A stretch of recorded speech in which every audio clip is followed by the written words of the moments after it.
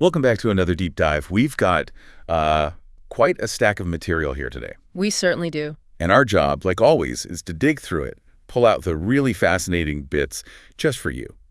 Today, we're diving into a story that, honestly, it feels like something out of a movie. It's part historical puzzle, part, dramatic legend, all centered around this figure known as Princess Tarakanova and one very, very famous painting. Yeah, and we've got various sources here, different articles, historical accounts, and they paint a picture, or maybe, well, several conflicting pictures, of this woman. Right. Someone who really captivated Europe, but ended up as this symbol of sort of romantic tragedy, largely because of art, funnily enough. Exactly. Yeah. So we're going to try and unpack who this mystery woman might have been, explore her, frankly, audacious claim to the Russian throne. It really was audacious. And delve into her capture, which is a story in itself. And then finally, look at that iconic painting by Konstantin Flavitsky. The one everyone thinks of. Yeah, the one that really cemented a particular legend about how she died. Even though, well, history tells a rather different tale. It's a fascinating mix, isn't it? Intrigue, ambition, charisma, and how myth can sometimes just, feel more real than the actual facts. Let's see what the sources tell us. Okay, so first things first. Who was this woman everyone calls Princess Tarakanova? The first surprise from the sources is that name. Right. It wasn't hers. Not in her lifetime, anyway. Really? Yeah, Princess Tarakanova seems to be a later invention, used in books, plays, that kind of thing. Maybe linked to an estate name, Daragonovka or Tarakanovka. She definitely wasn't known by that name back then. Okay, so that's mystery number one, and it just keeps going, doesn't it? Her actual identity. Is a complete black box, pretty much. Our sources are clear. Real name, unknown, exact place of birth, date. Nope. Wow. The best guess is she was born sometime between, say, 1745 and 1753.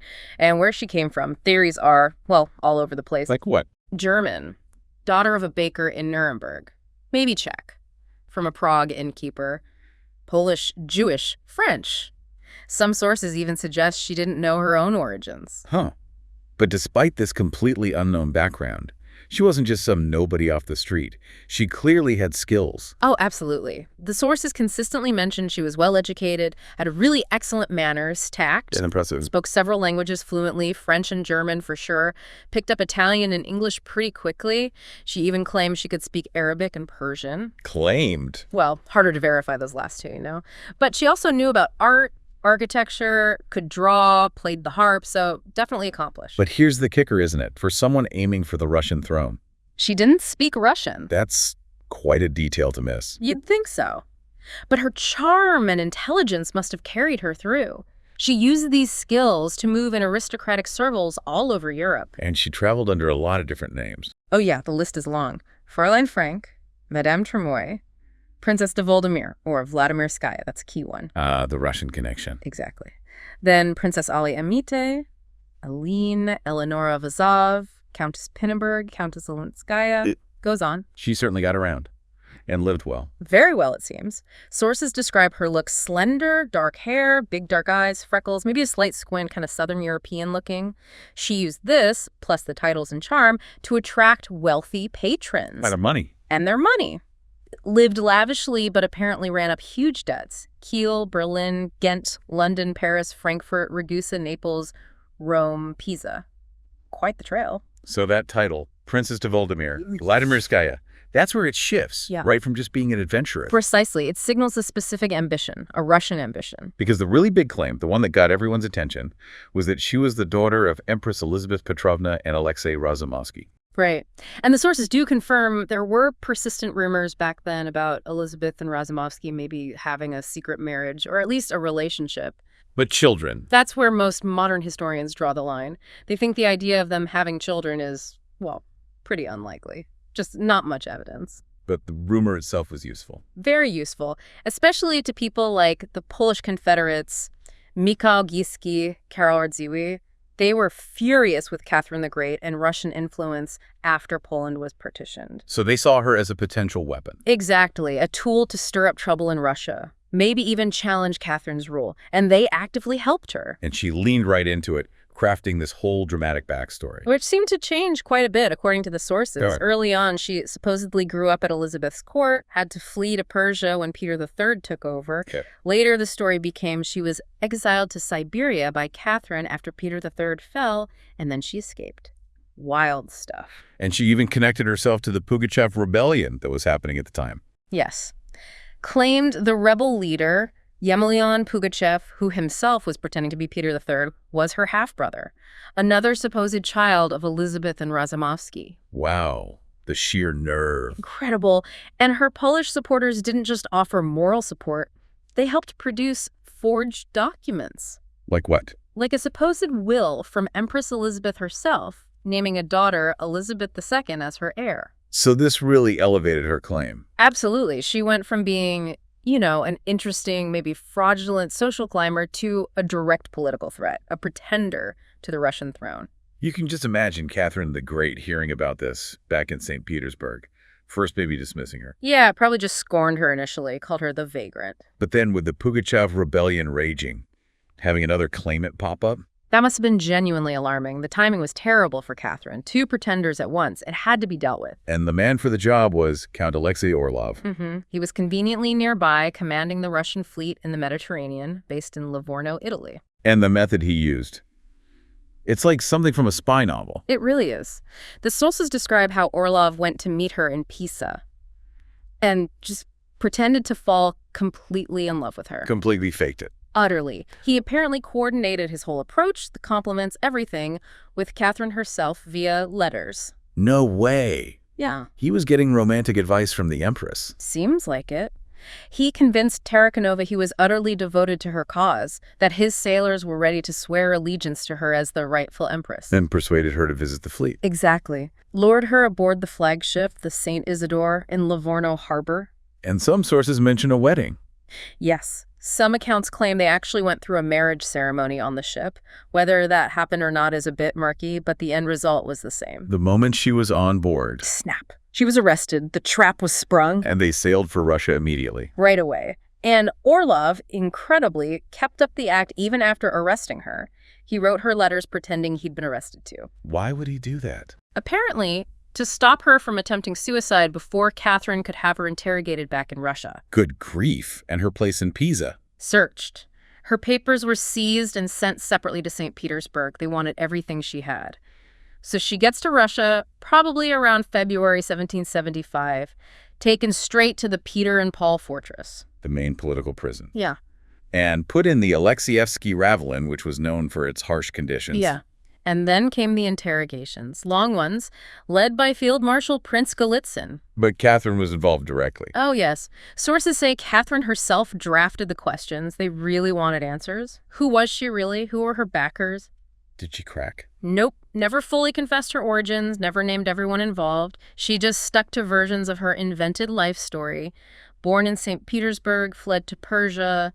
Peter III tried to poison her as a child. The whole narrative. Golitsyn's assessment of her. He noted she was clearly in poor health, but also described her as having a cunning soul capable of great lies and deception. And Catherine offered leniency. Apparently so.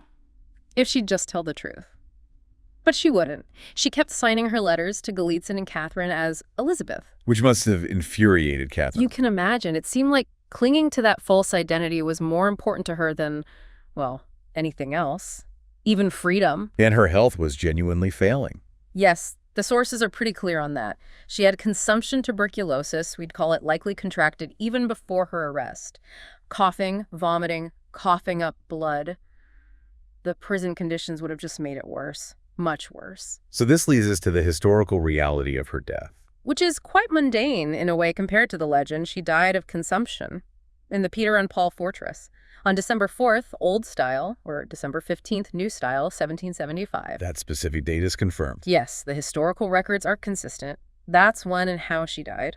She reportedly didn't even confess her secrets to a priest before the end, buried unceremoniously in the fortress graveyard. End of story, historically speaking. Right, but not the end of the story people told. Because her mysterious life just invited speculation, didn't it? Absolutely. Rumors started swirling later. Maybe her death was faked. Maybe she was secretly packed off to a convent and lived out her days as a nun named Dosifea. And there was a real nun with a similar story. Yes, complicating things further. A real nun named Augusta Tarakanova, or Dosifea, rumored also to be a daughter of Elizabeth and Razumovsky, lived in the Ivanovsky convent, so the lines got very blurred. And then the big one, the most famous legend. The flood. The idea that she died during the massive St. Petersburg flood of 1777. Which was 2 years after her actual death from illness. Correct, 2 years later. Other dark rumors popped up too: torture, dying in childbirth, maybe Orlov's child. But the flood story is the one that stuck. And that brings us squarely to the painting, Konstantin Flavitsky's Princess Tarakanova. Finished in 1864, almost a century after she died. It became his most famous work, got him a professorship. And crucially, it depicts the legend, right? Yeah. Not the reality. Exactly.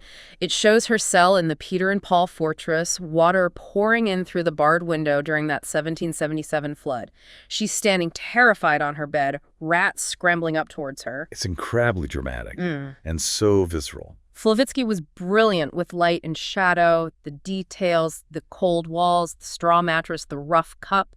He made this fictional scene feel intensely real. You feel her terror. And the impact was huge. Massive. It was shown in 1864. People were captivated. Critics like Stasov praised it. The famous collector Pavel Tretyakov bought it almost immediately. So even though it was historically wrong about her death, that image became her death in the popular imagination. As the sources say, it fixed the legend. It shows up in literature, poetry, like Pasternak mentioned her dying in the flood, all thanks to that painting. and Flavitsky was seen as doing something new with historical painting. Yeah, bringing a kind of democratic meaning to it, focusing not on rulers or battles, but on this woman presented as a, quote, defenseless victim of inexorable state power. Which fit the mood of the 1860s in Russia. It certainly resonated then, and apparently he was quite obsessed with the subject. Other versions and studies of the painting exist. Okay, so we have the historical facts. Mystery woman makes claim, gets caught, dies of illness in prison in 1775. And then we have the legend. Tragic princess, betrayed, drowned in a flood in 1777, immortalized in this incredibly powerful painting from 1864. Why does the legend win out? Well, it starts with that fundamental mystery, doesn't it? Who was she? That unknown origin is fertile ground for stories. Plus the aliases, the charm, the sheer boldness of claiming the throne. It's just great drama. Then add the capture Orlov's seduction and betrayal. It's cloak and dagger stuff. Her imprisonment, refusing to break. And the conflicting rumors about her death. Did she die quietly? Was she spirited away? Drowned? It leaves room for the most dramatic version to take root. And then the painting. He gave the legend an unforgettable face, a visual anchor. Exactly. Flavitsky's image was just far more compelling, far more tragic than the sad reality of dying from TB in a cell. Art cemented the myth, and her story keeps getting retold, often repeating the legend. So she remains this captivating figure, but known mostly for something that didn't actually happen to her. It's a striking case study in how perception, storytelling, and especially art can shape our understanding of the past. The drama often overshadows the detail.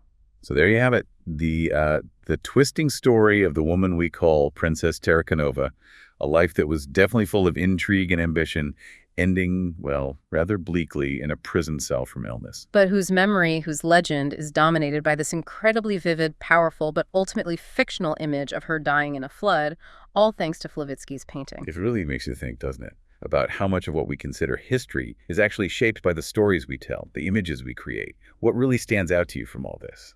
For me, I think it's that stark contrast. The quiet, documented death versus the roaring flood of the legend, and maybe the fact that she clung so hard to her fabricated identity right to the very end. What about you? I think it's the power of that single painting, how one artwork could so completely overwrite the historical record in the popular mind. It leaves us with a question, maybe, in the long run. Which narrative lasts longer, the one backed by facts or the one that captures our imagination? Something to think about.